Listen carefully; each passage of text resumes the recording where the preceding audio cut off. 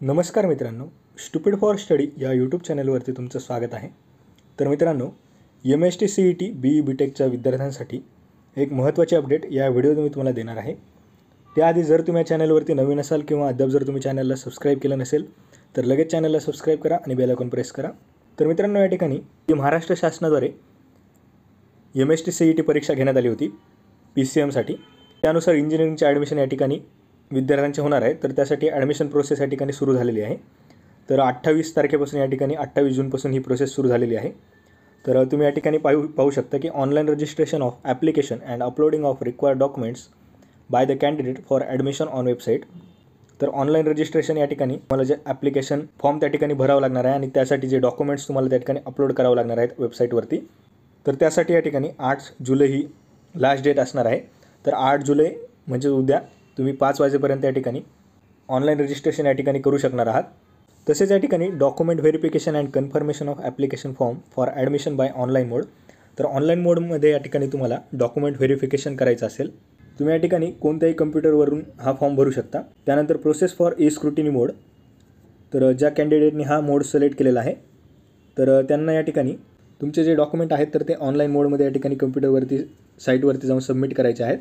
तर त्या कॅन्डिडेटला या ठिकाणी FC सेंटरवर व्हिजिट करण्याची गरज नाही आहे.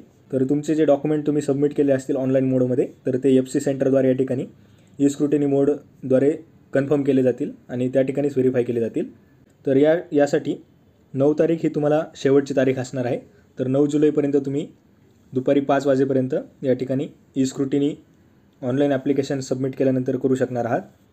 जर तुम्हाला या ठिकाणी एरर काही आढळला नाही तुमच्या व्हेरिफिकेशनमध्ये तर तुमचं जे कन्फर्मेशन ॲप्लिकेशन फॉर्म आहे तर ते तुमच्या लॉग इनमध्ये त्या ठिकाणी रिसिप्ट कम ॲक्नॉलेजमेंट सोबत त्या ठिकाणी अवेलेबल असणार आहे.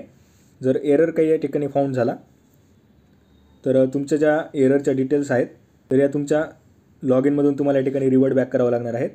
तर जो रिवर्टेड फॉर्म तुम्हाला CET सेल थ्रू आलेला असेल किंवा FC सेंटर थ्रू तर त्या ठिकाणी तुम्हाला रिसबमिट तो फॉर्म करायचा आहे. ज्या चुका त्या ठिकाणी एरर काही दिलेले असतील तर ते करेक्ट करून. त्यानंतर या ठिकाणी फिजिकल स्क्रुटिनी मोड देखील अवेलेबल आहे. तर यामध्ये जे कॅन्डिडेट फिजिकल स्क्रुटिनी मोड सिलेक्ट करतील तर त्यांना फॅसिलेशन सेंटर FC सेंटरवरती जे डॉक्युमेंट्स या ठिकाणी व्हेरिफिकेशनसाठी रिक्वायर्ड आहेत तर ते घेऊन जाऊन अलॉटेड जो टाईम स्लॉट असेल त्यांचा तर त्यामध्ये जे FC सेंटर आहेत तुमच्या जवळचे तर त्या ठिकाणी जाऊन तुम्हाला व्हेरिफिकेशन करावं लागणार आहे. तर या ठिकाणी या दोन्ही प्रोसेससाठी 9 तारीख या ठिकाणी लास्ट डेट असणार आहे. त्याआधी तुम्ही या ठिकाणी व्हेरिफिकेशन करणं गरजेचं आहे. जर तुम्ही या ठिकाणी 8 जुलैनंतर ऑनलाईन ॲप्लिकेशन या ठिकाणी केलं तर तुम्हाला नॉन कॅप सीटसाठी तुम्हाला या ठिकाणी फक्त कन्सिडर केलं जाईल. त्यामुळे तुम्हाला या ठिकाणी लवकरात लवकर तुमचा ॲप्लिकेशन फॉर्म भरणं गरजेचं आहे. तुम्हाला व्हिडिओ आवडला असेल तर व्हिडिओला लाईक करा, चॅनलला सबस्क्राईब करा. आपल्या चॅनलवरती अशाच एज्युकेशनल अपडेट्स MST CETच्या संदर्भात येतच राहणार आहेत. तसेच आपल्या चॅनलवरती महाराष्ट्रातील जे टॉप इंजिनिअरिंग कॉलेजेस आहेत तर त्याविषयीचे देखील व्हिडिओज अवेलेबल आहेत. तुम्ही कॉलेजेसचे रिव्ह्यूज आपल्या चॅनलवरती प्लेलिस्टमध्ये जाऊन पाहू शकता. तुम्हाला आणखी काही अडचण असेल ॲडमिशन प्रोसेस संदर्भात तर तुम्ही कमेंट सेक्शनमध्ये कमेंट करून सांगू शकता. तसेच तुम्हाला आणखी MST CET रिलेटेड कोणत्या टॉपिकवरती व्हिडिओ हवा आहे तर ते देखील मला या ठिकाणी कमेंट सेक्शनमध्ये सांगू शकता. तसेच डिस्क्रिप्शन बॉक्समध्ये दिलेल्या लिंकवरती जाऊन आपल्या टेलिग्राम चॅनलला फॉलो करायला विसरू नका. So thank you for watching.